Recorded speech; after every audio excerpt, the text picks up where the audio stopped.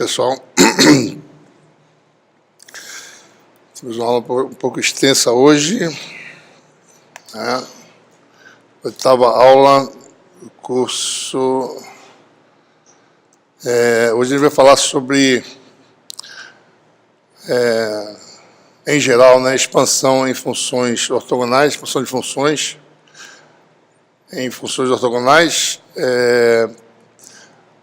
Vai falar disso em geral e várias possíveis expansões que a gente pode fazer. Expansão em conjunto discreto de funções, né? Série de Fourier, por exemplo, é um exemplo, né?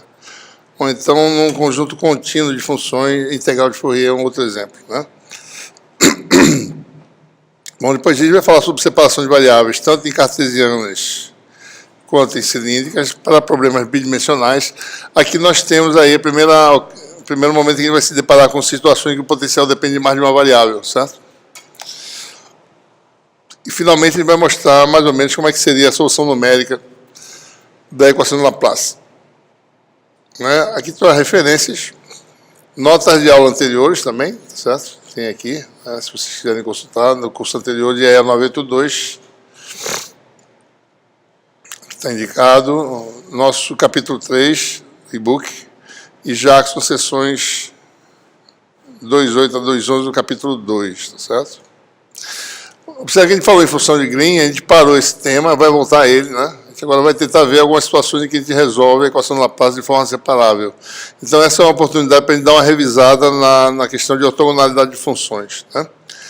Ortogonalidade de funções é algo muito semelhante ao conceito de ortogonalidade de vetores, né?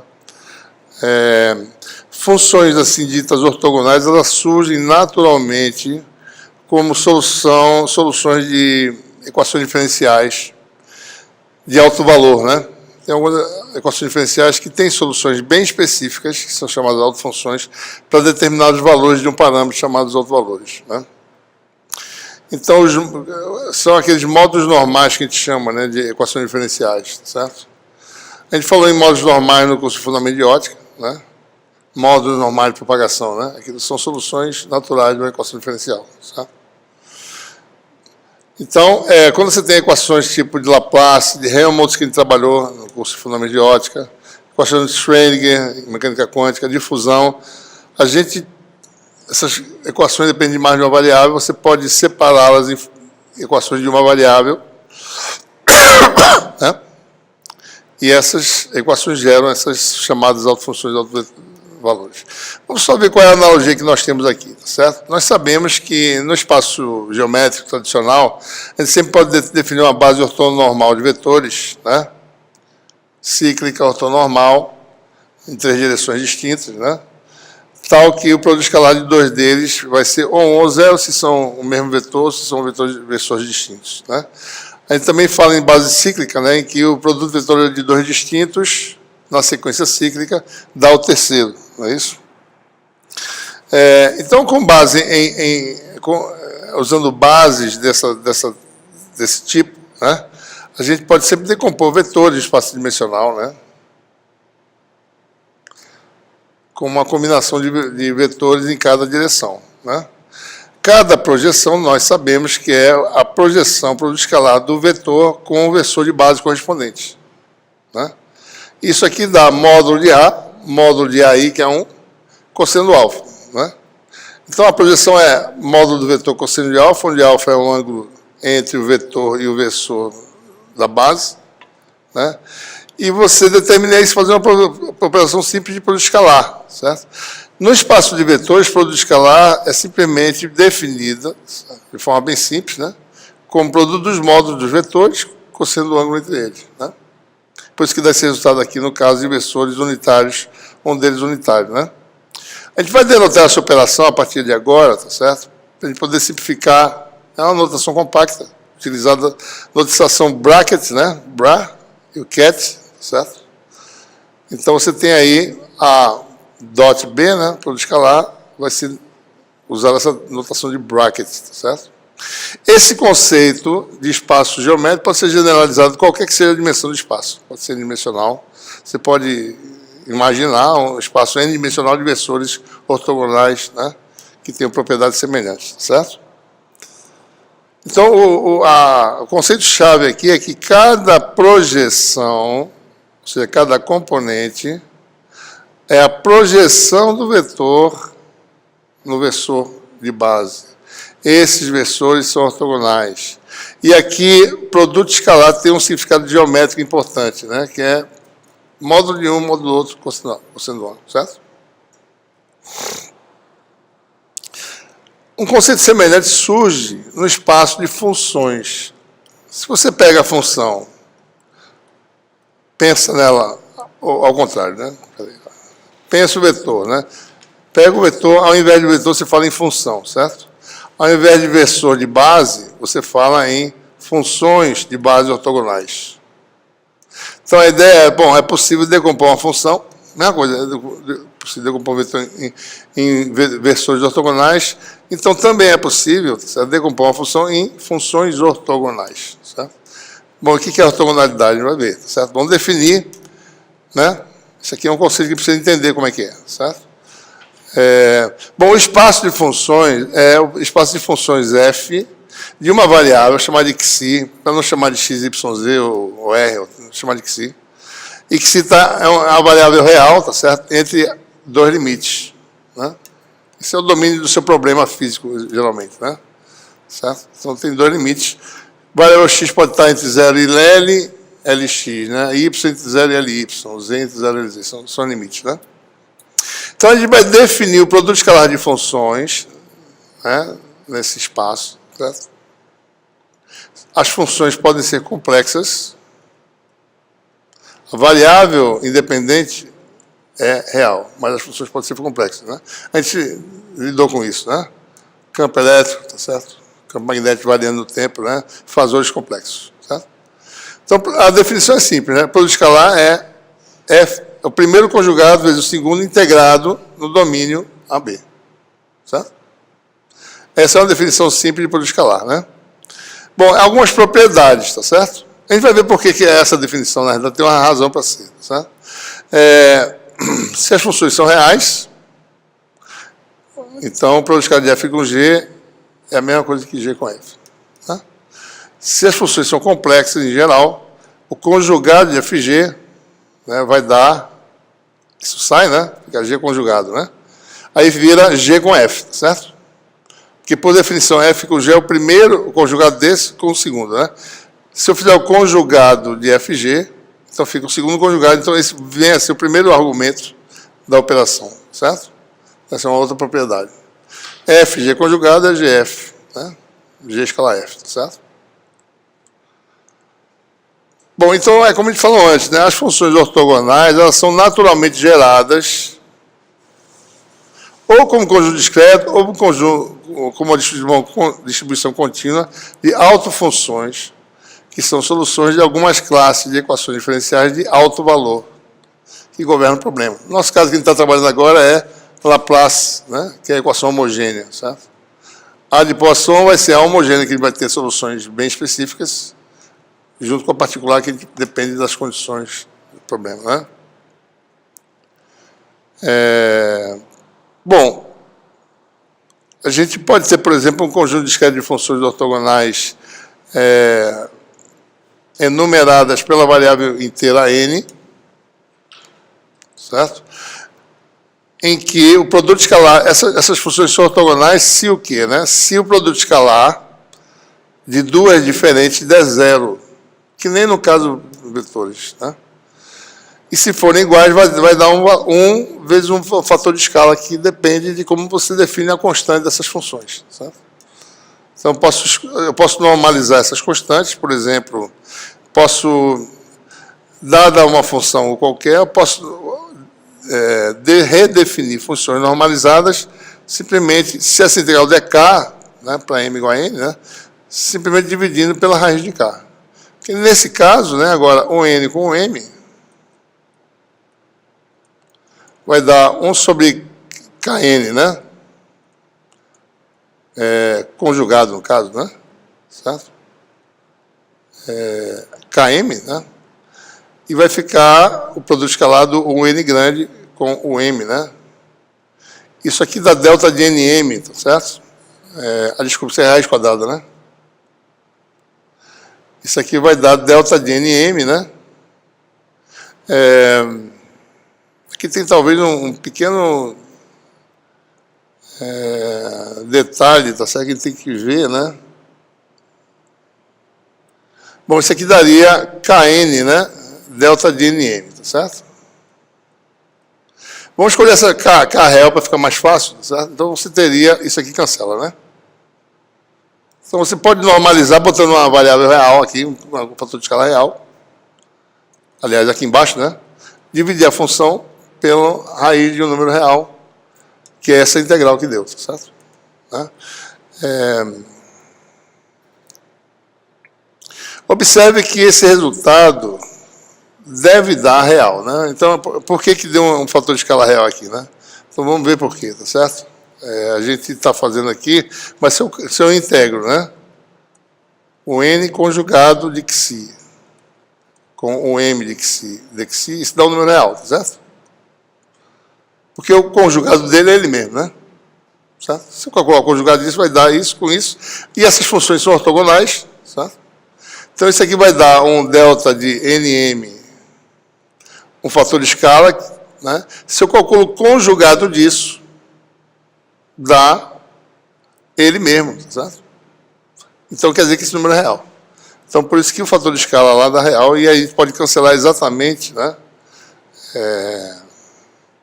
Você redefinir funções normalizadas dessa forma. Então, essas funções satisfazem uma propriedade importante, né? Produto escalar, que é a nossa definição de duas funções, vai dar ou 1 ou 0, né? 0 se elas forem distintas. Bom, então, com isso, a gente pode sempre decompor uma função como uma combinação de funções ortogonais, normalizadas, né? Que a gente faz, usa o conceito de produto escalar. Então, aqui, se varia de A a B, né?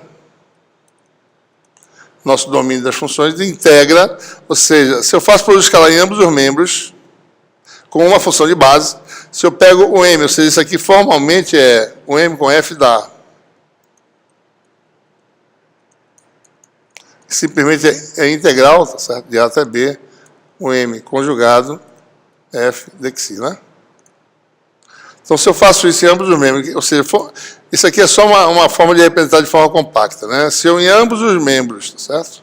Eu aplico o produto escalar, ou seja, multiplico por uma função de base e integro de A a B, né? Está aqui, certo? Então, você vai ter direto, né? Isso aqui dá delta de mn, que dá o mésimo coeficiente, né? Ou seja, uma função, quer dizer, a gente não está... Por que o produto escalar é assim? Bom, vamos ver já, né? Mas, usando o conceito de produto escalar, eu pego uma função, decompõe em funções ortogonais normalizadas. Cada coeficiente é o produto escalar, ou seja, a projeção da função na função de base. É que nem o produto escalar, né? Aí é igual a...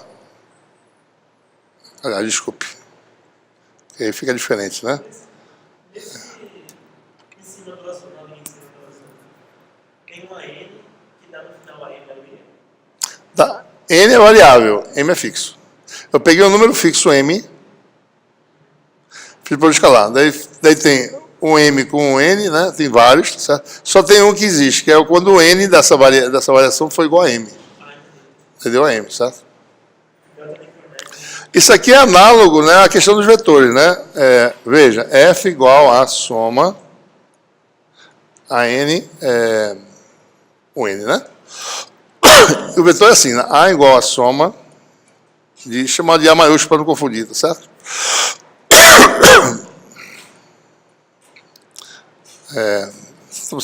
Isso aqui não tem nada a ver com isso, são coisas diferentes, tá? Isso é um coeficiente, né? Então, observe a semelhança, né? Como é que eu determino A aqui? Bom, o AN é o produto escalar de A com a N, né? Ou, se quiser, a N escalar A. Aqui, só que o cálculo aqui é feito como trigonometricamente, né? Modo de um, modo do outro. Aqui não. Aqui é feita a mesma coisa. Aqui você tem que o AN é o produto escalar de o M com F. Só que produto escalar aqui não é trigonométrico, é integra de A a B o produto do conjugado vezes F. Né? Ok? Bom, por que o produto escalar foi definido assim? Né? Inspirado pelo fato que, na realidade, se você quer expandir uma função como combinação linear de funções que tem essa propriedade, né? O coeficiente que minimiza essa aproximação é exatamente aquele dado pelo produto escalar. Então, por exemplo, suponha que você queira dizer, bom, quão semelhante é essa função dessa expansão? Então, o número finito de termos, tá certo? O que você pode fazer? Bom, o que você faz? Bom, você pega a função, subtrai e calcula um erro quadrático, certo? Na verdade, eu dividiria pelo número de termos aqui, 1 sobre n, mas não precisa, não é só para ter uma ideia. Esse é o erro quadrático, certo? Então, se você calcula essa integral, né, vai dar f com f é complexo, né? Então dá f ao quadrado. Dá o segundo termo, né, que é esse aqui, né? É o batimento dele com ele mesmo, só que eu tenho que botar índices diferentes, certo? Pra não, senão fica índices iguais. Com as questões dos índices, a n com a m conjugado, o n e o m conjugado, ainda fica os termos cruzados negativos, tá certo? F com a n conjugado, o n conjugado, e F conjugado com a n e o n, certo? Integrado, né? Tudo isso aqui é integrado, né? Deixa eu botar aqui, tá certo? Né? Bom, então, essas integrais estão, na verdade, tem que tomar cuidado aqui. Isso aqui tem, isso aqui é aqui, está faltando um colchete aqui, tá certo? Esse aqui, na realidade, é daqui de cima, tá? Então, é isso aqui que nós temos.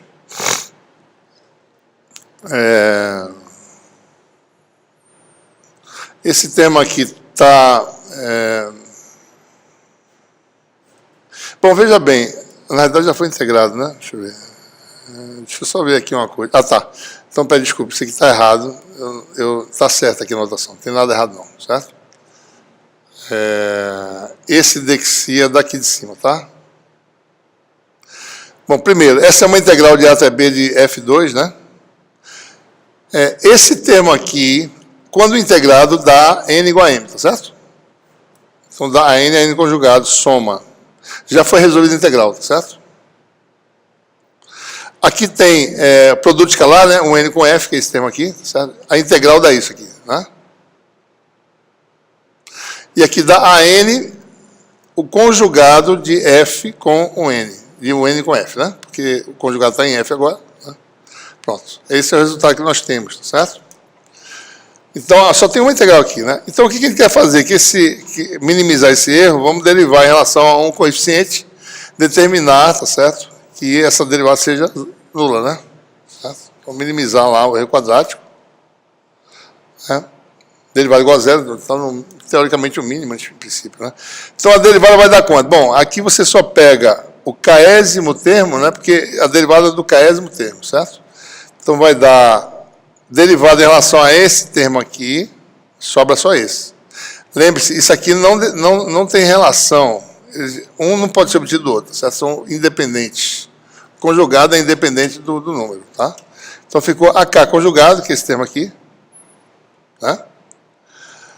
Aqui a derivada a zero, porque isso aqui não é AK, isso aqui é AN conjugado. Não tem nenhum AK aqui, certo? Né? Aqui a derivada deu o késimo termo. E deu uma derivada da UK com F conjugado, igual a zero. Então, conclusão, AK conjugado igual a produto escalar de UK com F conjugado. Ou seja, AK igual ao produto escalar. Tá? Então, na realidade, a definição de produto escalar surge por causa disso aqui. Certo? Surge porque você vai tentar primeiro minimizar. Como é que eu aproximo a função com uma soma de funções independentes, digamos assim? Não, eu tento calcular o erro médio quadrático. Com base nesse erro médio quadrático, eu mostro que o coeficiente é uma integral de f com uma das funções. E com base nisso, daí eu vou para trás e redefino. Uma produto escalar entre as funções vai ser integral de duas funções, uma conjugada com a outra. Certo? É assim que surge o conceito de produto escalar no espaço de funções. É essa minimização aí. Tá?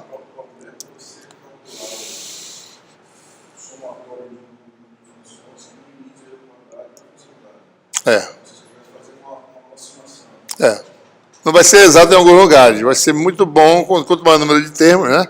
Mas vai ter aquele famoso fenômeno de Gibbs, né? Que a gente conhece, né? Por exemplo, quando a função subitamente, quer dizer, uma função de verdade, né? Você tem a idealização matemática, a função tem um degrau aqui, de repente, né? Se você vai aproximar por uma série de Fourier, isso aqui vai dar aquele efeito, né? O overshoot aqui, tá certo? Porque isso aqui não é analítico, né? Se fosse uma coisa analítica, aí você realmente, com bastante, você realmente ia aproximar. Mas quando não é analítica, tem esses probleminhas, certo? Derivada infinita, né? Um salto, né? Derivada muito grande. Mas quando você realmente suaviza e tem funções físicas reais, então esse efeito é minimizado, certo? Algumas propriedades de funções ortogonais, né? Uma delas é a completeza, né? Um conjunto completo de funções ortogonais tem uma propriedade importante, né? Então, digamos que você tem uma função expandida, funções normalizadas ortogonais. Então, sabemos que a n é produto escalar, né? Então, eu pego essa expressão e jogo aqui dentro, certo? Né? Ou seja, f igual a soma em n de 1n com f vezes f, né?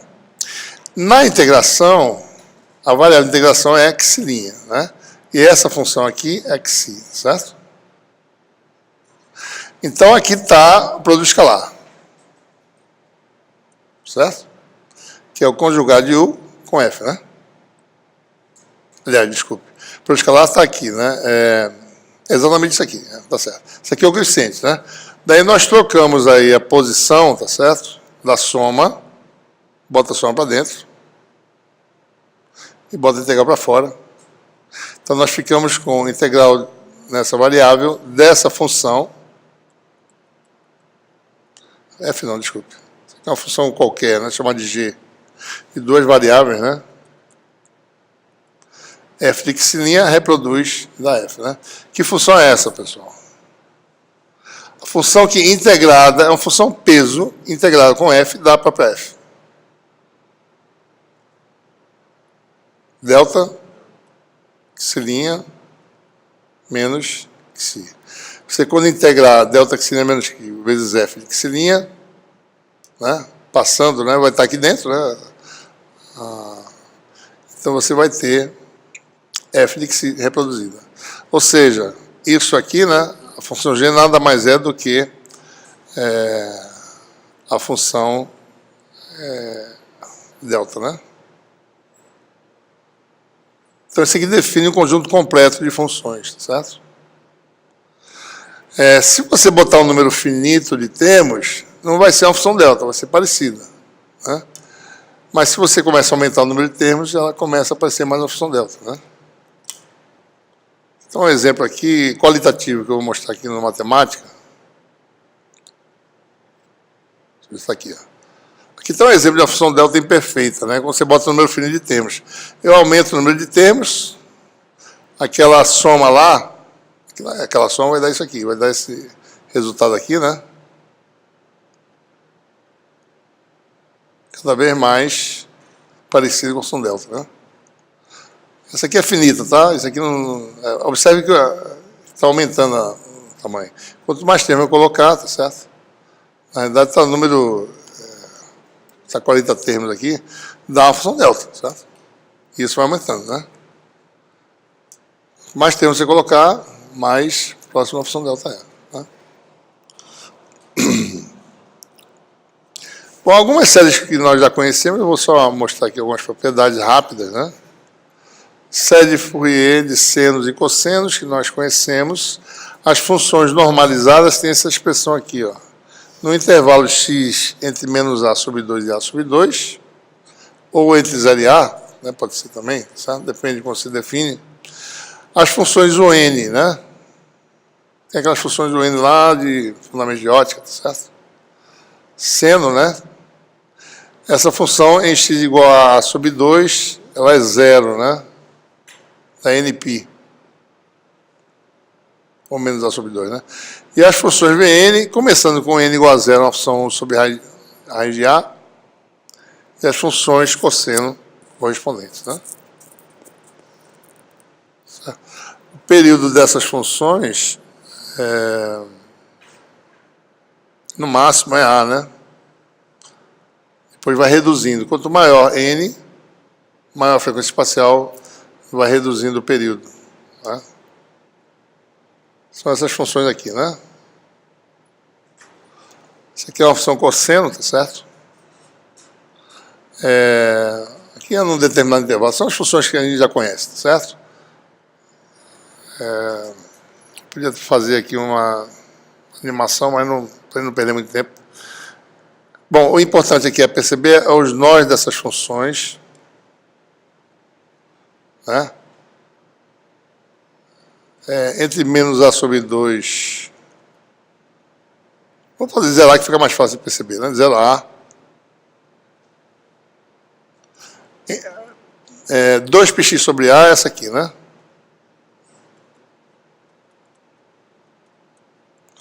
Em x igual a dá 2π, tá certo?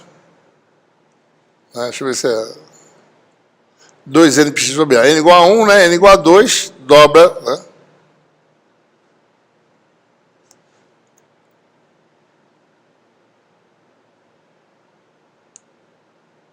E assim por diante. Essas são as seno, né? E as cosseno começam, são deslocadas de π sobre 2, tá certo? Então, o que essas funções têm? Por que elas parecem ser ortogonais, né? Porque se você integrar duas delas, você tem essa produto de funções que tem lobos diferentes, número de lobos diferentes, na média vai dar zero a integral, né? Em geral, certo? Então, essas funções são ortogonais, funções seno e cosseno, né? As propriedades delas, tá certo? Tem aqui alguns exemplos. Funções seno, do jeito que ela foi feita, tem essa propriedade. Seno e cosseno dá sempre zero. Ou seno com a constante, tá certo? Também dá zero. E cosseno com cosseno também dá zero, né? A menos daquela V0, V0, né? Aquela, a única que não dá zero, né? A V0, né? Bom, quando ela, se você integrar a função... dá zero, sim, desculpe. A função V0 é essa aqui, né? Se você integrar um produto de duas, n diferente, dá zero. Ela com ela vai dar um valor finito, né? Como qualquer outra, tá certo? Então, você pode sempre expandir uma função como uma combinação linear dessas funções U e V, né? Série Fourier. Aqui está o B0, tá certo? B0 é o coeficiente. Isso aqui tem o V0 aparecendo aqui, tá certo? Ou proporcional a V0, né? Se você quiser calcular os coeficientes, você simplesmente faz o produto escalar. Para B0, faz o produto escalar com o V0, que é o 1, a função 1 vezes aquela amplitude de 1 sobre A, né? V0 é essa aqui, tá certo? Então, quando você faz V0 com isso aqui, dá zero, produto escalar. V0 com B0 dá, que é V0, né?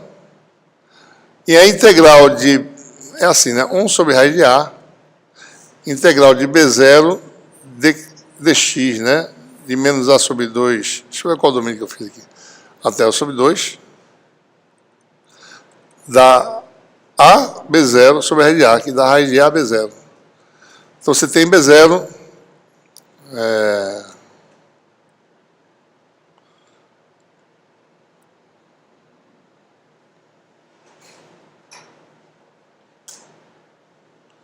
B0 raiz de A é igual a V0. Quando você bota esse V0 aqui, tá certo? Que é 1 sobre raiz de A, daí aparece um raiz de A duas vezes. Então, B0 é o quê? O valor médio de F. Certo? Então, isso aqui é valor médio de F, né? Como é de se esperar, né? F é seu valor médio mais a variação que é dada para essas funções aí. Né?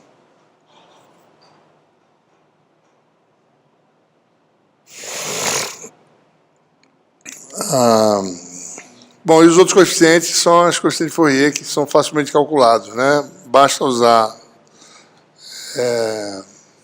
a expressão explícita para as funções, você tem o A e o B, tá certo?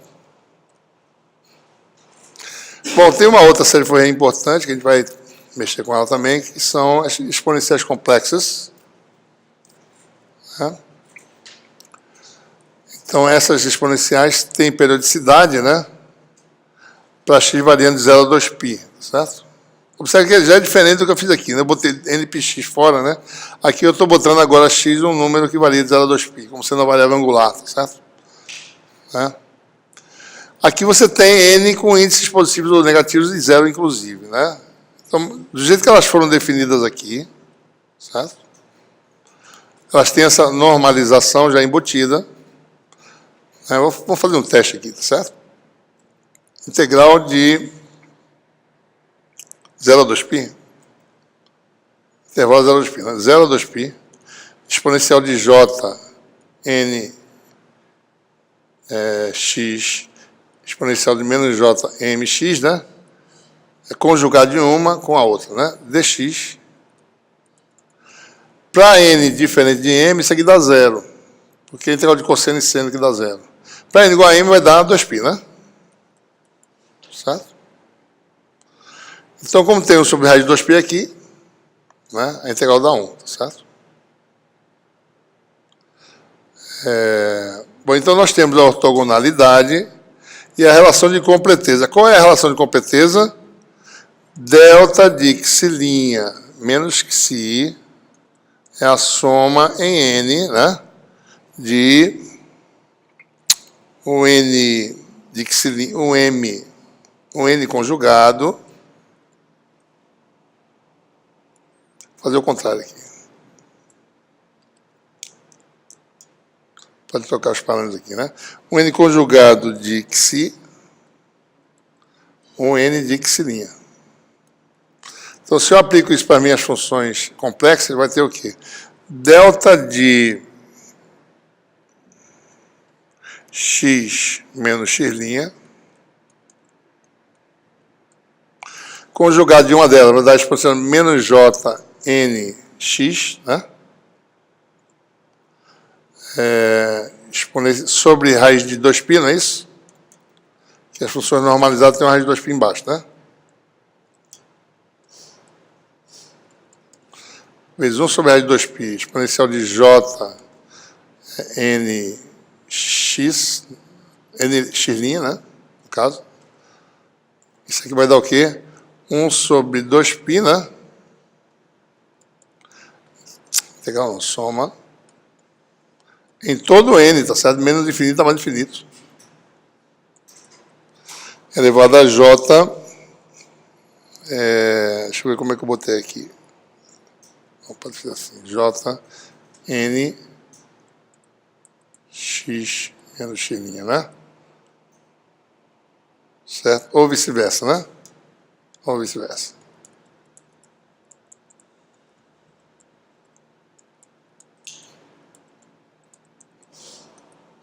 Deixa eu ver se está certo aqui.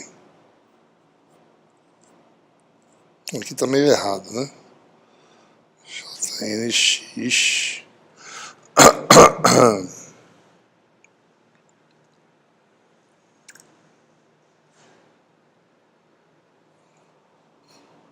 Aqui está diferente aqui, hein?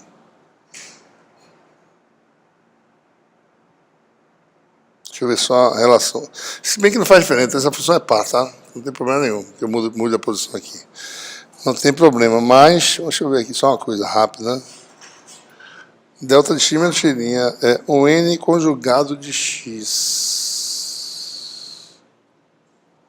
Era para dar isso aqui, tá?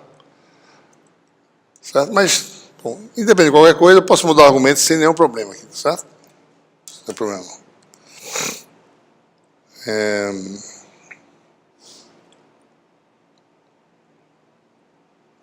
Bom, a gente pode passar da série para a integral de Fourier se o nosso limite for, se eu começar a crescer o limite, certo?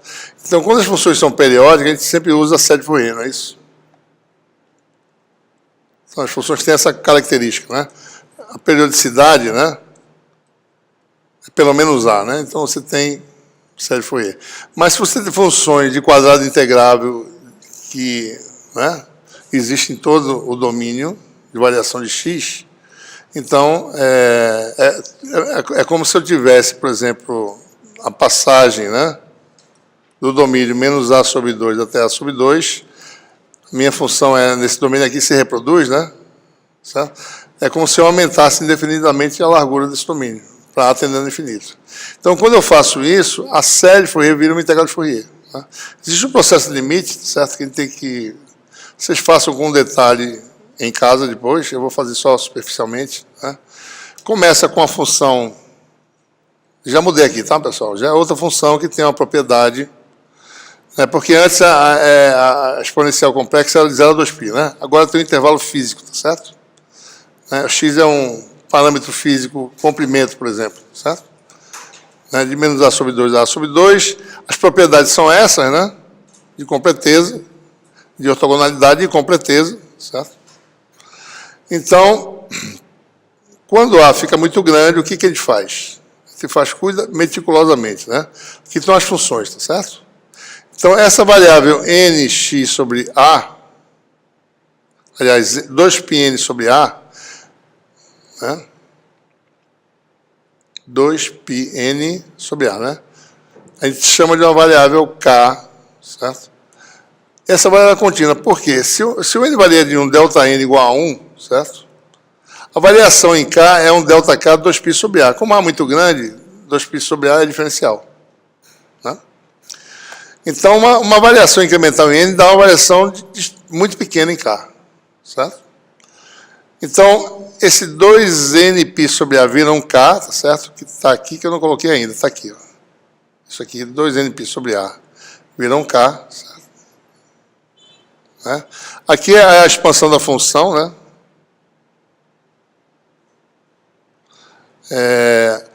Aqui na soma tem um ΔN igual a 1 embutido, e esse ΔN igual a 1, ele pode ser transformado, né? Se você olhar para cá, ΔN é igual a A sobre 2π dk, certo? Então, ΔN que vale 1, na realidade é isso aqui. Então, você pega essa soma e muda, né, para A sobre 2π dk, ou ΔN, tá certo? Então, a soma, agora k está variando de forma incremental. A soma é uma... Eu mudo de variáveis de n para k, então vira uma integral, certo? Isso aqui vira um k variável contínua, isso aqui vira um fator que você pode mexer nele, ele vai virar um coeficiente que depende de k, na realidade, certo? Então, tem uma redefinição aqui, ó. Então, aquela soma virou uma integral, certo? Integral de Fourier. Você pode fazer essa passagem, né? Você vai redefinir tal que dê certo, né, aquela expressão tradicional. Você define como você quiser esse coeficiente aqui, tá certo? Ele vai ser uma função, como os coeficientes vizinhos correspondem a valores incrementais vizinhos de k, isso aqui é uma função que depende da variável contínua k. Tá? Então, daí fica essa forma básica. E se você calcular um n usando a formulação, você vai ver que dá, certo? O AK já está aqui, né? O coeficiente de Fourier é a transformada inversa, né? Se f é dado por essa integral de Fourier aqui, certo? O coeficiente tem uma forma semelhante, né? Certo? Vai ser isso aqui, né? Então, você faz a passagem para a integral de Fourier também, certo? E com isso, a relação de completeza, né? Vou passar um pouquinho, deixo para você fazer essas contas, certo? Isso aqui é uma relação de completeza discreta, né? Que quando você faz A ficar muito grande, isso aqui a soma se transforma numa integral, tá certo? Então, a relação de completeza não é mais uma soma, como tinha antes, né? Antes era soma. Antes era soma exponencial de J 2nπx sobre A, x menos x', né? É assim que era, soma em n, né? Isso aqui transforma no integral, porque a gente mudou, né? A se torna infinito, isso aqui se torna variável k, tá certo? E aqui o coeficiente que o ΔN vai ser parametrizado em termos da variável de integração k.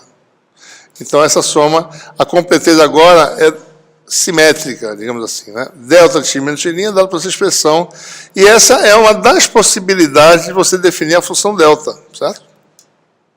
A função delta pode ser calculada como sendo esse processo limite aqui, certo? Faz A tendendo ao infinito, você vai ter a função sinc, que é aquela função que eu acabei de mostrar para vocês. Né? É mais ou menos aquilo ali, né? Certo? A função sinc é um modelo da função delta. Muito bem. E para a função de mais de uma variável, né? Duas variáveis. Bom, então, em cada variável você vai ter um conjunto de funções ortogonais. Né? Agora, o IV não são seno e cosseno, não. São funções...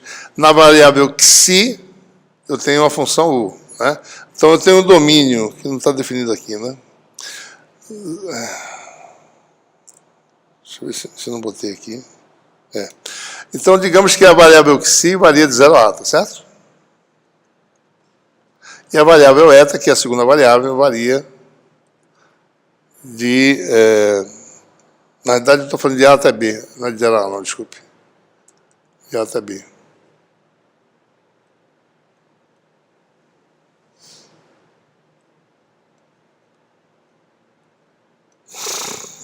E a segunda variável, chamada de eta, entre C e D, né?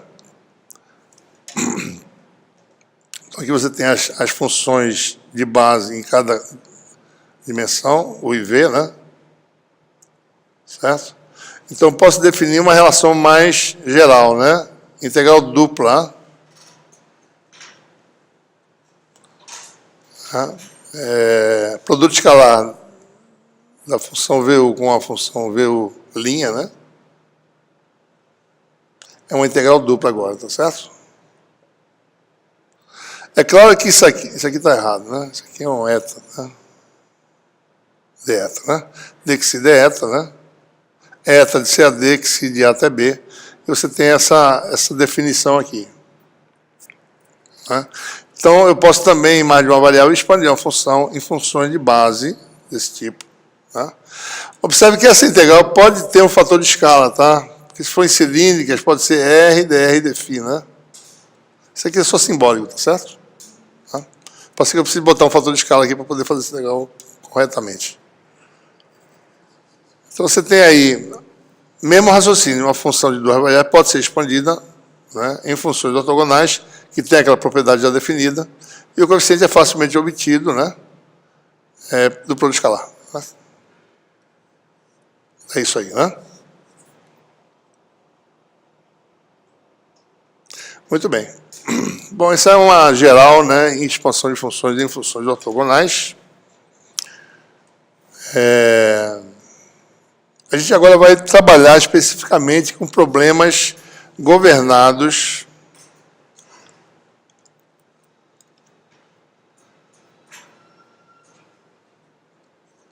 pela equação de Laplace, né? Função potencial, né?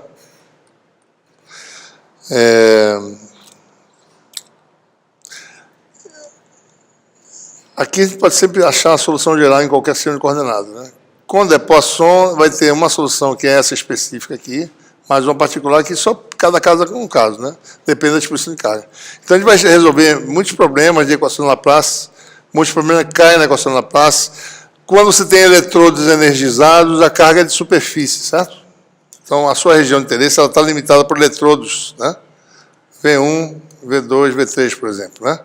Problema de Dirichlet, o potencial é conhecido. As cargas são superficiais, não tem carga de volume. Né? Então, aqui dentro, a Laplaciana de φ igual a zero. Né? Então, a função potencial tem que se ajustar a esses valores de fronteira. Né? Então, muitos problemas são, né, equação de Laplace. Resolver o problema, a capacidade do capacitor passa pela solução da equação de Laplace dentro do dielétrico do capacitor, que lá não tem carga, né? Então, você resolve a equação de Laplace. Bom, então, a técnica de separação de variáveis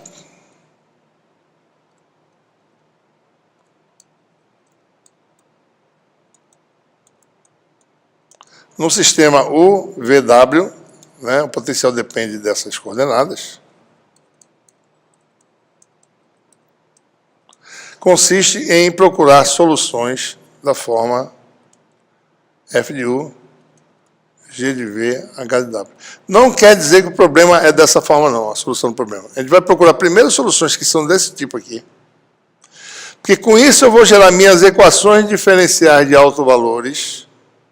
Com essas equações diferenciais de autovalores, eu vou gerar funções ortogonais, e essas funções ortogonais eu vou utilizar para resolver qualquer problema em que φ não é dessa forma. Certo? Então a ideia é essa. Vamos primeiro procurar uma classe de funções específicas separável como produto de funções independentes. Certo? Essa é a técnica geral de solução de equações diferenciais. Porque com isso, você, depois disso aí, resolveu, estabelece a base de funções do sistema, daí você resolve qualquer outra situação. Certo?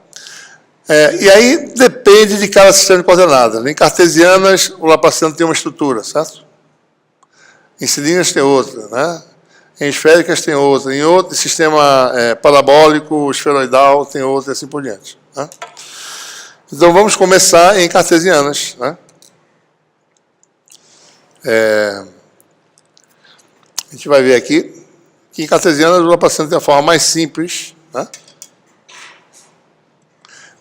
Quem fez fundamento de ótica, a gente já fez isso lá, né? A equação de Helmholtz separou, né? Usa a mesma técnica, tá certo? A gente descobriu que as ondas planas eram as autofunções do sistema, né? Bom, aqui a gente tem a equação mais simples, que é a equação de Laplace.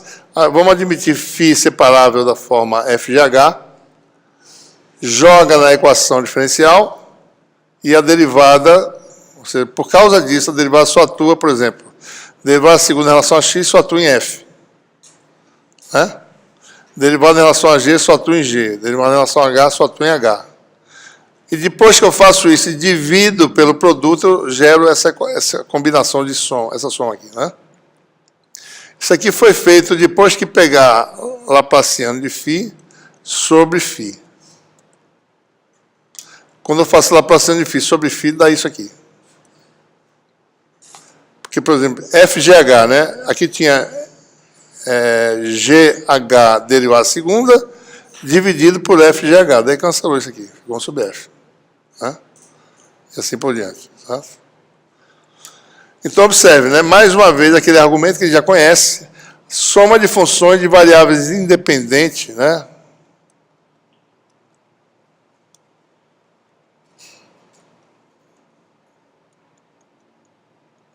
Dando uma constante que é zero, só se as funções forem constantes. Não tem como eu variar arbitrariamente as coordenadas x, y, z e dar sempre zero. Né? Pode dar para um valor, uma combinação só, mas não sempre. Ou seja, você vai ter aí, né? Cada termo tem que ser uma constante. Vamos escolher primeiro números reais, né? Na verdade, aqui nós temos funções reais. A gente vai ter funções complexas também, mas vamos começar com funções reais. A gente pode escolher o sinal que a gente quiser. Certo? Vamos inicialmente escolher uma combinação, né? Que a constante tem um menos aqui e aqui tem um mais, certo?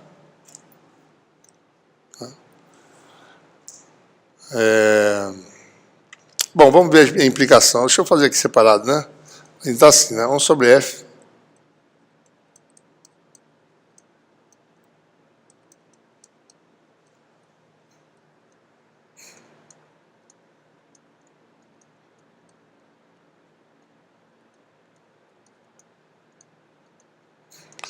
Eu escolhi inicialmente aqui menos alfa 2, menos beta 2, né? Bom, necessariamente isso aqui tem que ser mais, certo? Se botar menos, não tem como eu zerar isso aqui com números reais. Tá? Poderia ter escolhido aqui mais, aqui tem que ser menos. Tá? E assim por diante. Vamos fazer essa escolha. Tá? Esse sinal é estipular. Esse sinal, a pessoa que... Você pode escolher desde que dê para dar zero. Desde que ser números reais, se tem dois negativos, tem que ser um positivo. Tem implicações na escolha, certo? Tem que ver o que vai acontecer depois. Né? Essa é uma escolha possível que vai gerar as funções que Que é, tá certo? As funções ortogonais, né? E para cada problema pode ser que seja necessário botar esses dois negativos e esse positivo. Aí depende do problema. Tá? Vamos fazer essa escolha inicialmente. Então, o que acontece? Né? Quando eu faço isso, eu fico com gama ao quadrado. Ele não é independente, ele depende de alfa e beta. Eu não sei quem são, ninguém aqui, certo? Esses são os chamados autovalores. Né? E gama é a função desses dois aqui. Então, você gera aí 3 equações diferenciais. A escolha que eu tive, né? D2G e D2H, DZ2. Essas funções são conhecidas, certo? As soluções são funções periódicas, né? Seno e cosseno, ou exponenciais complexas, né? Faz combinações, pode fazer com essas funções exponenciais complexas. E a terceira função, no caso, ela é parecida, só que é hiperbólica. Certo? Observe as definições aqui, né? Veja, só para a gente lembrar aqui, o seno de x pode ser escrito em termos de exponenciais complexas, não é isso?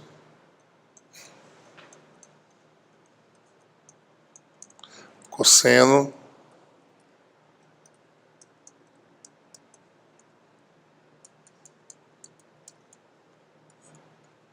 e o hiperbólico, né? É exponencial de x menos... E o cosseno é a soma, né?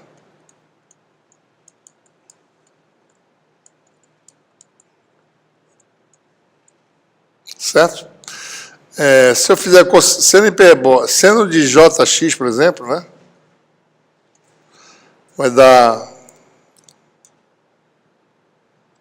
menos aqui, né?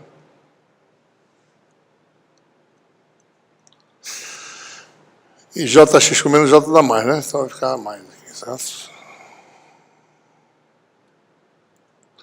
Isso aqui vai dar o quê, né? Menos seno hiperbólico de x sobre j, né? Então você tem conexões, né? É a escolha da constante, certo? Seno hiperbólico, só para a gente... Isso aqui é menos j, né? Tá certo?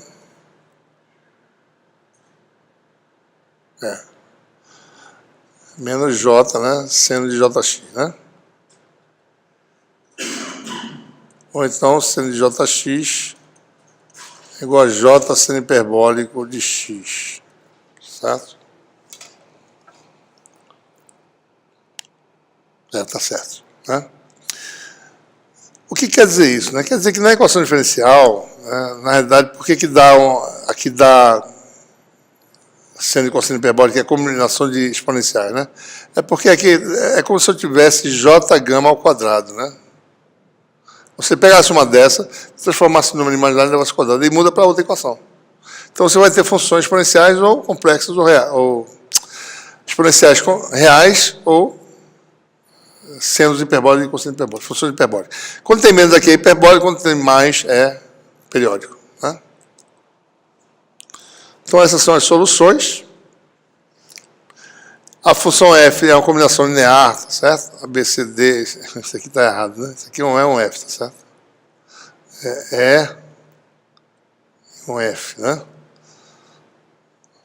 Vírgula f, né? Está faltando f aqui. Alfa e beta são obtidos das condições de contorno.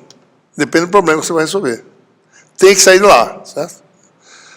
Lembre-se, o teorema da unicidade vai garantir que no problema de Dirichlet tem uma solução única. Então, tem que ter um número de equações suficientes para levantar essas constantes. Tá? Começar com o problema aqui já em 3 dimensões, né? Esse é o problema dentro da caixa, né? Potencial na caixa em que o potencial é 0 em 5 paredes, na de baixo nessas laterais, e é uma função arbitrária na de cima, certo? Função arbitrária de 2 variáveis, né? Varia arbitrariamente. Por exemplo, pode ser a função constante, pode ser uma tampa potencial V. Então, φ igual a V, né? Então, Se você usar só um harmônico, só uma função dessa, na realidade, você tem essas combinações aqui, né? Mas se você aplica as condições de contorno nas 5 tampas, você vai ver que a função que sobrevive é sempre só a função seno, certo? Por quê, né? Em x igual a 0, né? Não em 5 tampas, mas x em 3 tampas só. X igual a 0, y igual a 0 e z igual a 0, certo? Então, nessas 3 tampas, dá 0 aqui. A tampa x igual a 0, que é essa tampa aqui de trás, tá? Está lá atrás. É o plano YZ. Dá 0 potencial. Em y igual a 0, que é essa plano XZ aqui, dá 0. E z igual a 0, que é a tampa de baixo, dá 0, certo? Faltam 3 tampas, né? Tem mais 2 em que o potencial é 0, certo? Em x igual a A, você tem que forçar nessa tampa da frente, x igual a A, que o potencial seja 0. Então, seno de alfa A vezes uma função de y de z vezes k tem que dar, né, vezes... ou seja, isto vezes uma função de YZ tem que ser 0, qualquer que seja YZ dentro dessa variação aqui. Então, eu tenho ou K igual a 0, ou alfa A igual a 0. K igual a 0 mata a solução, não resolve essa condição de contorno, certo? Então, a gente vai fazer a primeira escolha, alfa A igual a... Alfa A não. Não é alfa igual a 0. Seno de alfa A tem que ser 0. E aí você tem um número infinito de opções. Número múltiplo de π. Então, você tem um conjunto discreto, infinito discreto, né? Alfa m igual a mπ sobre A, m número inteiro, diferente de 0, tá, pessoal? Porque se m for 0, mata a solução também, certo? E m não precisa ser negativo, porque negativo reproduz a mesma função, no caso aí. É multiplicar por menos 1. Mesma coisa para beta, né? Se eu faço em y igual a b, seno de beta b dá 0, então beta tem que ser um número discreto, um conjunto discreto de valores de nπ sobre b. Né?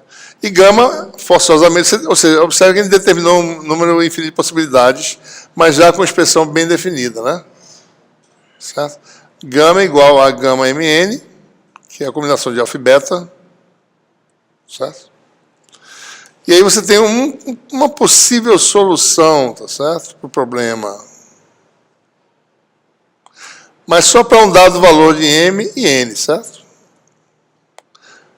Né? Aqui você identifica, né, as funções seno e seno, né? Aqui no caso,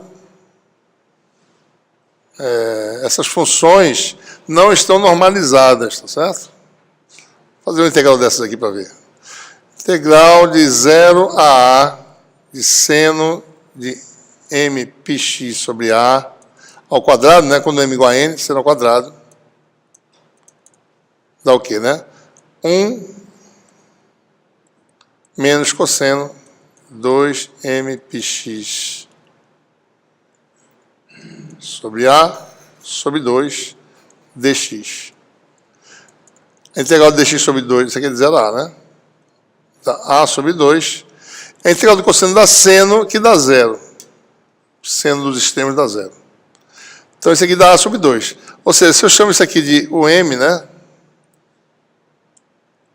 Então, o m com o n vai ser igual a 0, se m diferente de n, e vai dar A sobre 2, se m igual a n. Então, não está normalizado, mas é uma função ortogonal, tá certo? Não precisa normalizar, né? Basta eu saber essa propriedade, né? Certo? Então, no caso da, da função em y, né?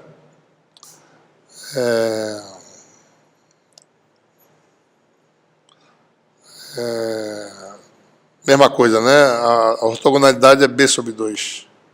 Certo? Então, observe, né? Essa função sozinha não satisfaz a última condição de contorno em z igual a c. Se eu fizer z igual a c, aqui em cima, né? Essa tampa. Você vai ter uma função seno, né? Outra função seno, uma função aqui é constante. Então a variação é senoidal em x, senoidal em y. Mas essa função aqui é arbitrária, certo? Então um harmônico não funciona. O que a gente faz? Admite que a solução... Ora, se qualquer função satisfaz a equação de Laplace, né? Eu posso usar uma combinação de todas as possibilidades que também satisfaz a equação de Laplace. Por superposição, né? A equação de Laplace é linear, né? Uma combinação linear de funções, se cada uma é função, solução, também é solução. Certo? Então você usa aí, certo? Essa combinação. Então observe que surgiu naturalmente, né? Uma combinação de funções que são ortogonais, certo? Impomos que a função em z igual a c seja a função dada. Então, quando você faz z igual a c, o que acontece? Aqui vai ficar essa constante, z igual a c, né? Você tem a expansão de uma função de duas variáveis em funções ortogonais. Certo? O que a gente faz? Produto escalar em ambos os membros. Então, vou botar aqui formalmente para a gente ver. Φ, vou tirar as variáveis, certo? Soma dupla, chamada de CMN. Deixa eu ver como é que eu aqui.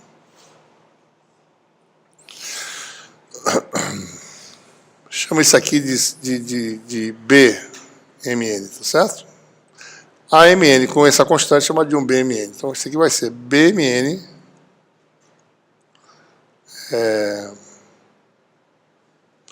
o M x sobre A, ou porque é a função seno, tá?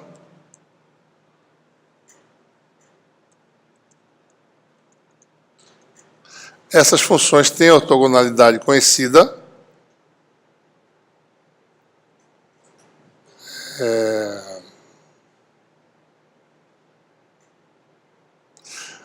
Então, o produto escalar está conhecido aqui, né? Então, o que a gente faz? Produto escalar em ambos os membros. Faz assim, um M', certo? É meio confuso aqui por causa desse... É a mesma letra, né? Mas, para não ser muito formal, tá certo?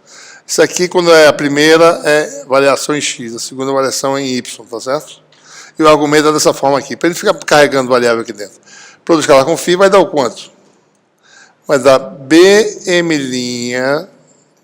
formalmente dá isso aqui, ó.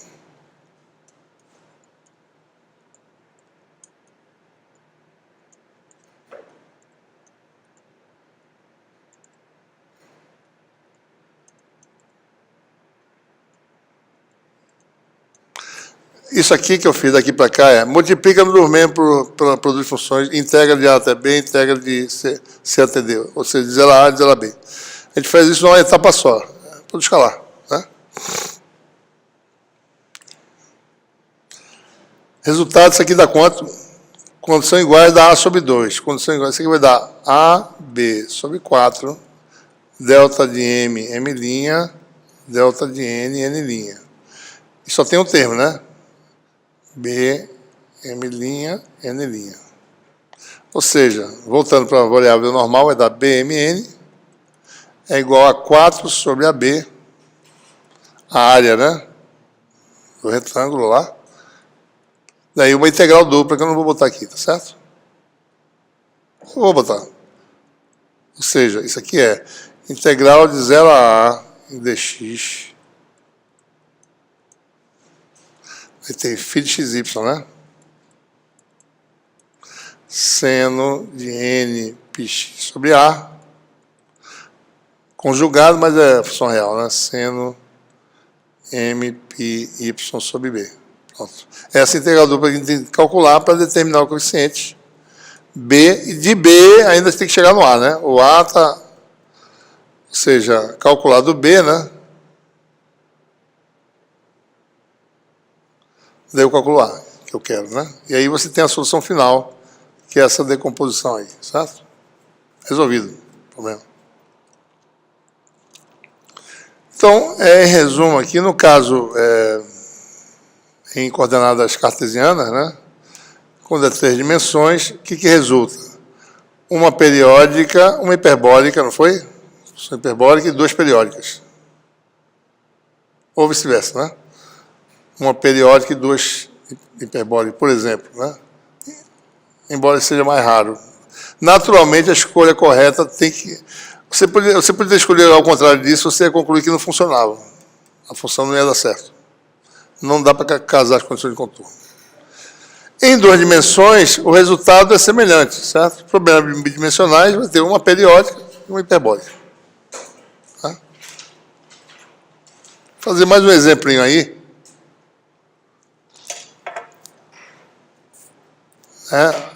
Você tem aqui um poço, né? Pessoal, em mecânica quântica, o pessoal resolve um elétron dentro de um poço de potencial, né?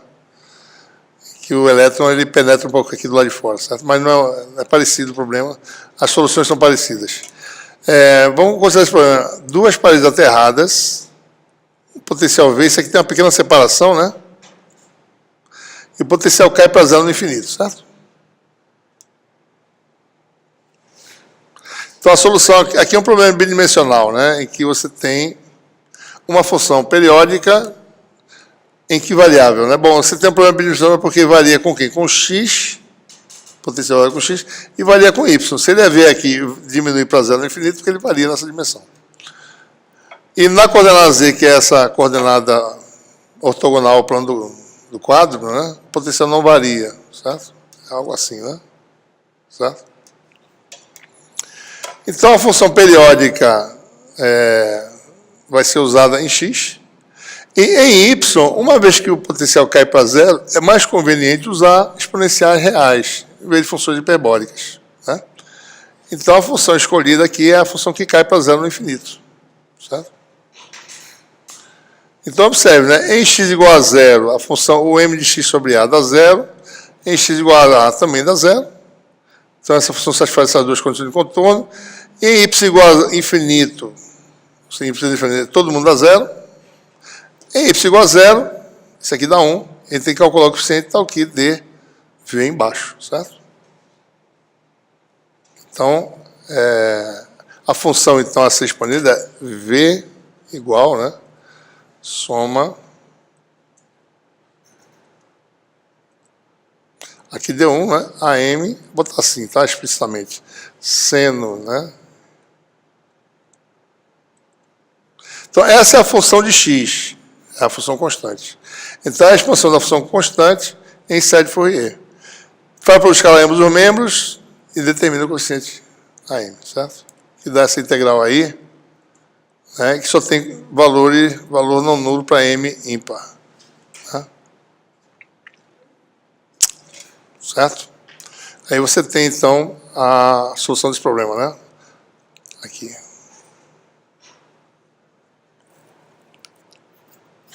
Se você quiser usar, ou seja, muito longe da origem, né? Quando y é grande, tá certo? O termo dominante é o primeiro termo, tá certo? Se você sai daqui de y igual a 0, vai mais para cima aqui, começa a aumentar o valor de y, isso aqui começa a ficar pequeno. Né? Então, o termo dominante é o primeiro termo. O termo m igual a 3 já é bem menor que m igual a 1. Né? Então, você pode aproximar a solução pelo primeiro termo. Né?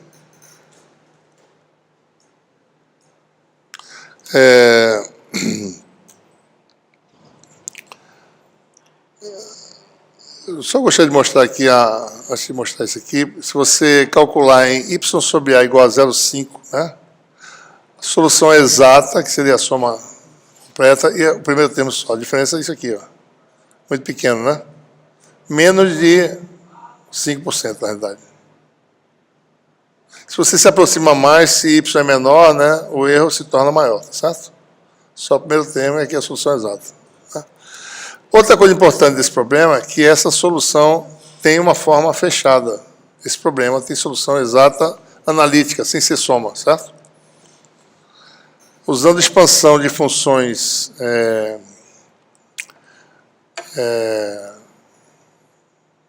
Observe isso aqui, né?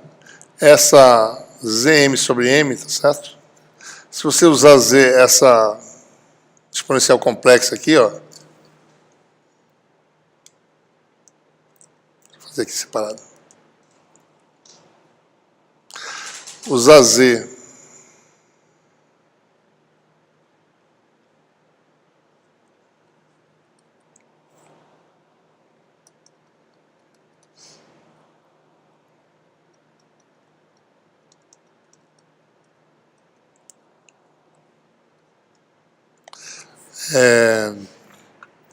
Z elevado a M, né?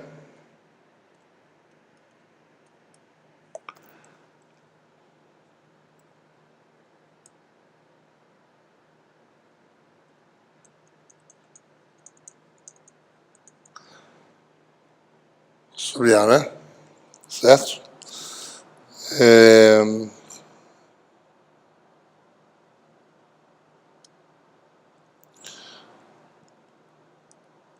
Isso aqui vai dar... Vou fazer aqui separado. JMPX sobre A. J com J dá menos, né?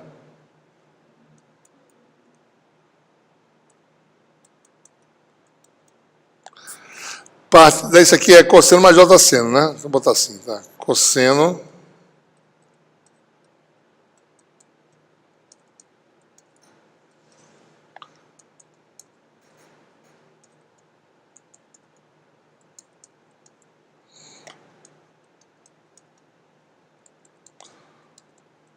bom, a parte real de Z elevado a M é o cosseno, né?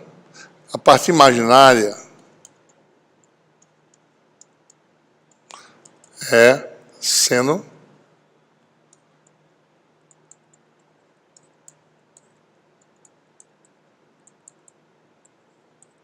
é isso aí, né? Certo? Então, aquilo ali, aquela soma que a gente obteve, tá certo? Está aqui, ó. A expansão está aqui, né? Seno de MPX sobre A, tem M embaixo, né? Tem uma constante na frente, 4 vezes sobre π, tá certo? Né? Então, é a parte imaginária, tem isso aqui, parte imaginária, você considerar isso aqui, a parte imaginária vai dar exatamente o resultado que nós obtivemos, certo? E isso aqui não é trivial, tá? Tem que mexer um pouco. Tem a expansão de log de 1 mais z, log de 1 menos z, que tem semelhança com essa expansão, só que são todos os termos, certo? Aqui é só ímpar. Então, se você subtrai um do outro, você cancela os termos pares, fica só os termos ímpares. Então, a log disso, menos log disso, que dá log da razão, dá o termo que a gente quer, M ímpar. A gente pode manipular e obter exatamente o resultado, certo? Dá uma função aí, né? Só para você ver que tem um resultado fechado. Muitas expansões dessas que a gente obtém resolvendo a equação de Laplace tem forma fechada, né? Aquela soma dá essa função aqui, seno de π sobre A, sobre seno hiperbólico π sobre A, arco tangente, né? Certo? Então tem uma forma, você pode calcular exatamente o potencial. Se você usar a soma, vai dar aqueles ripples, né? Se você usar a função exata, dá a função suave que descreve o potencial, certo? Bom, eu não comentei na solução da equação de Laplace. Nós geramos, né, 3 equações, não foi?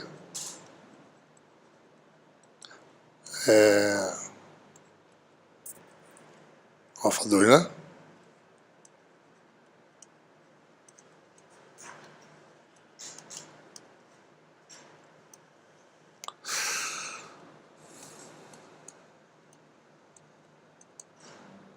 Gama 2. Certo? Nós geramos soluções para determinados valores de alfa, beta e beta e dado gama. Mas tem uma opção que a gente não explorou. Alfa igual a beta igual a gama igual a 0. Certo? Tem alguns problemas que podem ser resolvidos com esse tipo de situação aqui, né? Todas as equações ficam iguais, né? Por exemplo, D2F dx2 igual a 0 tem como solução linear, né? Então, tem um possível tipo de solução do tipo... vamos botar assim mesmo, a x mais b, né? CY mais D é Z mais F. Tá? Essa é a solução, tá certo?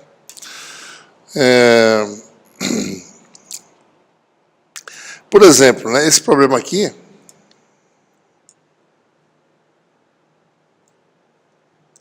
né, em que o potencial nessa superfície x, y, z igual a 1 vale V.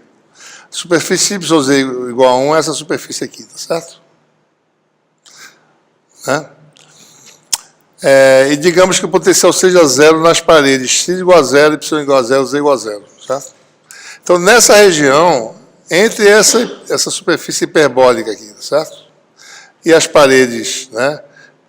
Digamos, x igual a zero a tampa de cá, y igual a zero de lá e z igual a zero de cá. Então, nessa região aqui, que está do lado de cá, dessa sombra, potencial dado por essa função aqui. Né? Ele vale zero nas três paredes, nessa de cá e nessa de baixo, e vale em x, y, z igual a 1, vale V. Tá? Então, aqui, se você quisesse traçar o campo, seria algo assim, né? O campo é meio maluco aí, tá certo? Tem que ver como é que ele é. Mas ele sai dessas superfícies hiperbólicas, né? E vai para essas outras, tá certo? Da mesma forma, esse problema aqui,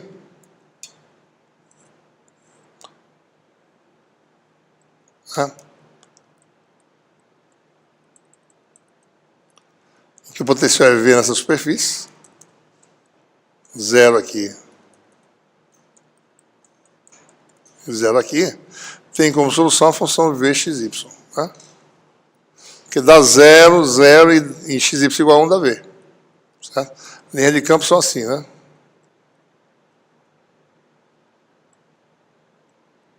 Mais ou menos, né?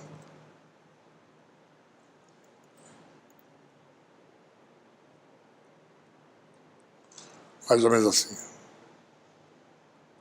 Certo? Ok.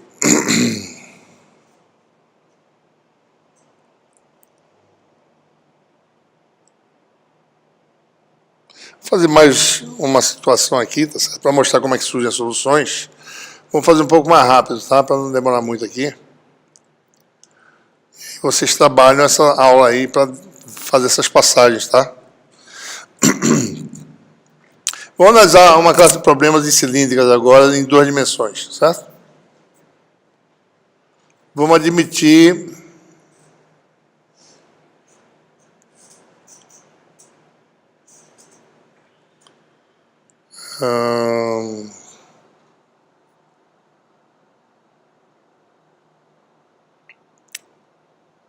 isso aqui está errado, né? Φ de R e φ, tá certo? Problemas em que o potencial depende só das coordenadas no plano XY, mais a superfície de confronteira cilíndrica. Então, o potencial depende de R e de φ. Isso aqui está errado, corrijam lá depois, tá? Né? Então, são problemas em que você tem um cilindro, por exemplo, com a função potencial especificada na fronteira, né? E você quer determinar o potencial aqui dentro. A simetria cilíndrica é mais adequada, certo? Então, Laplaciana cilíndrica vai ter essa forma, né? 1 sobre R ddr de R ddr. E, mais uma vez, separação de variáveis, para a gente achar as autofunções para depois resolver o problema mais complexo. Né? Quando a gente joga e separa e manipula, né? Mais uma vez, você vai ter uma constante de separação que aparece, né? E fica como exercício vocês fazerem isso aqui, tá? Você tem equações desacopladas, né? Essa aqui é fácil, tá certo? Ó, observe que eu escolhi a constante de forma que desse uma função periódica em G, tá? Tem uma razão física para isso, para o problema que a gente vai mexer aqui, certo? Bom, se alfa for zero, antes de continuar, certo? Observe que alfa dá a variação em φ, tá?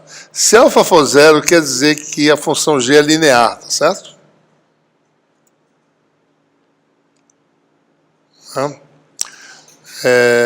Se eu fizer alfa igual a zero aqui, a solução dessa equação dá a função logaritmo. Tem que tomar cuidado se isso pode ser usado ou não. Depende da física do problema, tá certo?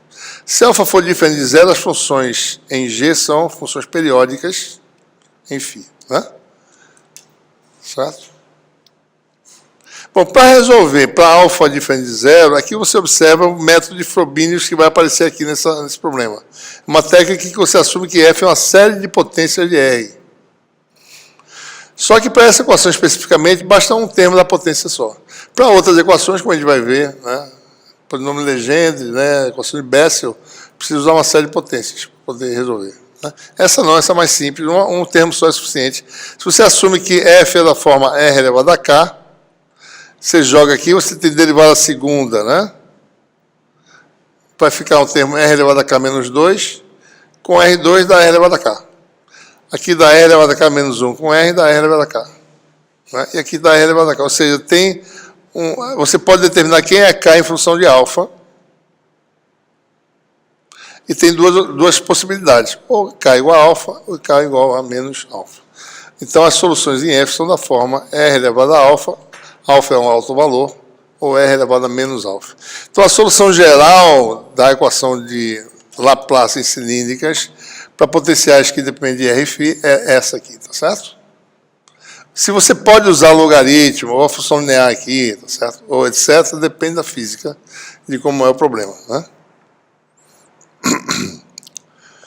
Por exemplo, logaritmo, né? Ele só vai existir se houver uma linha de carga na origem. Linha de carga na origem, a gente mostrou que o potencial é logaritmo, certo? Mostramos antes, né? Então aparece a linha de carga na origem, dá isso aqui. O B0, que é esse termo aqui, é potência negativa de R, né? Certo? Geralmente esse alfa é um número inteiro, né? Então, quer dizer que só pode ter o B0 se não tiver origem, ou seja, se não tiver uma singularidade adicional na origem, certo? Linha de carga dá logaritmo, né? Isso aqui é uma outra singularidade que não é linha de carga. Então, esse termo só vai existir se o eixo Z fizer parte do problema, certo? Né? Então, singularidade que quer dizer é uma singularidade que não seja linha de carga. A linha de carga já está contemplada.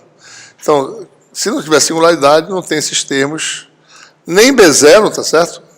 Que é o logaritmo, que é a linha de carga, nem B alfa. Né?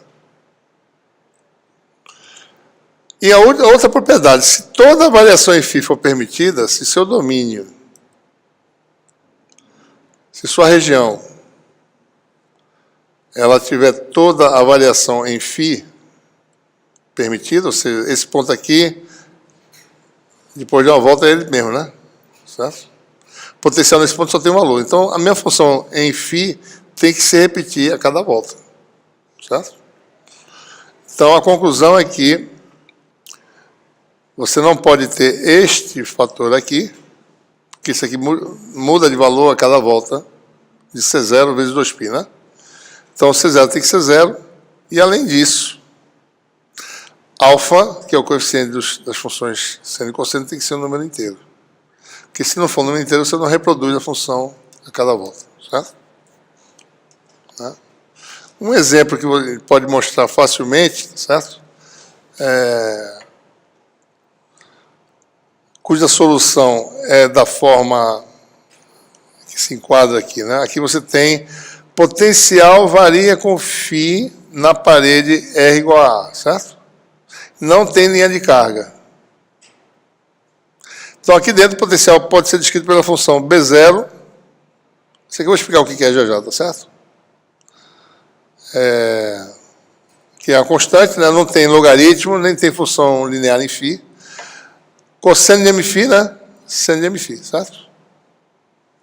Né? Bom, o que é isso aqui, né? Se o problema é um problema interior, essa função é da forma R sobre A elevado a M. R menor é R, R maior é o raio do cilindro, certo? Ok? Então, problema interior, a solução é da forma... Aqui tem os coeficientes, né? Eu posso sempre escrever dessa forma, R sobre A elevado a M. Porque a potência é R positiva de M, né? Se o problema for do lado de fora, a solução é o contrário, é A sobre R elevado a M. Porque a solução é uma solução que decai para R tendendo a infinito. Né? Não tem a função que aumenta indefinidamente do lado de fora, né? Ela decai, certo? Então, do lado de fora, a solução é R menor vale A e R maior vale R. Então, a solução pode ser posta ou dentro ou fora dessa forma aqui. E os coeficientes são calculados usando nossas relações de ortogonalidade, né? Certo? Então, a solução sempre, os coeficientes são sempre os mesmos, para dentro ou para fora. A solução tem essa forma, né? E aí você tem, usando as propriedades de ortogonalidade, os coeficientes, né? Integral, né? Potencial na fronteira, seno de Mφ de 0 a 2π, integral do potencial na fronteira, cosseno de Mφ de 0 a 2π, e B0 é o valor médio, né, da função na fronteira, certo? Exemplo específico, né? Par de eletrodos semicilíndricos, né? A função, no caso, é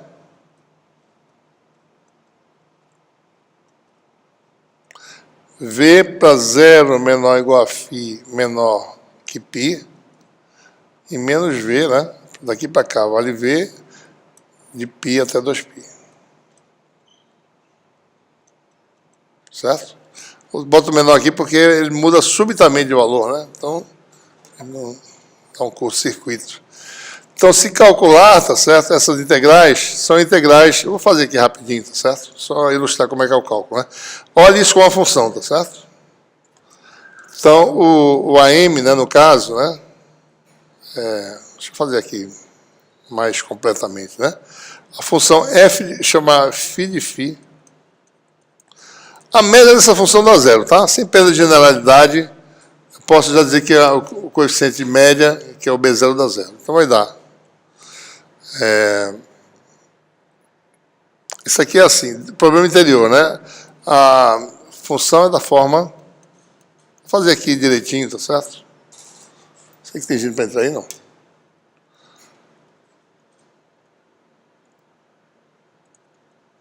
O m igual a zero, que é o coeficiente constante, não tem, né? Então, o problema interior, tá certo? R sobre A elevado a M. Está dessa forma, tá? Vai ficar AM, vou botar seno aqui.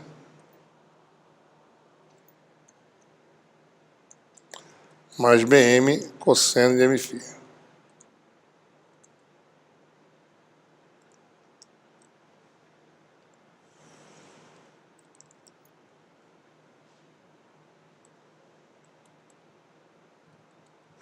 Né? O que eu faço? Produto escalar em ambos os membros. De R igual a A, faço R igual a A. Né? Isso aqui dá 1, certo? Então, a função de φ vai dar...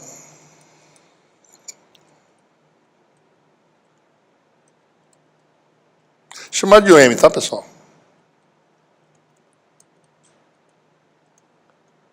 Eles sabem como é que se usa, né? Produto escalar agora, tá certo? Então, quando eu faço U com U, a integral vai dar π, que é seno de 0 a 2π, integral da π, né? Então, vai dar π vezes AM. Então, AM é 1 sobre π, integral de 0 a 2π da função seno de Mφ, certo? E BM, mesma coisa. Oi? Eita, Patrícia. 5 minutinhos, pode ser? 5 minutos. 5 minutos. Tá rapidinho, 5 minutinhos. Só me dá 5 minutinhos. 5 minutinhos. Então vai ficar φ de φ, certo? Cosseno de Mφ. Eu queria saber quem era, se era ela ou se era Raul. Fiquei sem saber se era Patrícia ou Raul. Bom, então aqui é fácil, né? Você quebra a integral em duas. De 0 a π vale V, nesse aqui vai dar, só fazer uma delas, né? 1 sobre π integral de 0 a π de V, certo? Seno de mφ dφ, mais integral de π a 2π, isso vai ser menos agora, né? Vai ser menos V, tá certo?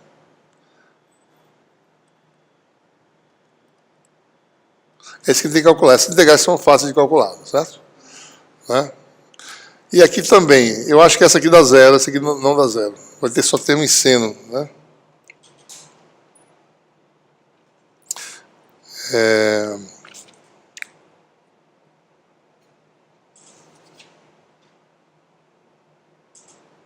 Só vai dar a função em seno. Então calcula, isso aqui você mostra depois que dá zero, isso aqui você calcula, certo? Esse é o resultado, e mais uma vez tem uma solução fechada. Interessante que tem uma solução fechada usando aquela mesma estratégia, né? Que é aquela parecida com aquela lá, né? Log de 1 mais z sobre 1 menos z, em que z é dado por esse fator aqui, certo? Aliás, tem um arco tangente. Então, essa confusão aqui todinha. Mas, pelo menos, na forma fechada, você pode calcular numericamente fácil. A gente vai deixar isso aqui para vocês darem uma olhada, tá certo? Solução numérica da equação de Laplace, né? Tem aí um exemplo, vocês dão uma olhada, a gente conversa sobre isso aí. Não sei se eu vou pedir isso não, isso aí é algo que é mais na hora de simular, a gente não vai fazer simulação nesse curso, então essa parte vocês podem dar uma olhadinha rápida, porque alguém pode precisar disso aí, né? Fazer solução numérica, método de elementos finitos, você talvez trabalhe com isso, então isso é mais simples do que elementos finitos, mas é intuitivamente interessante de você estudar, certo? Tá bom, pessoal? Vamos fechar aqui porque o pessoal precisa entrar aí, tá?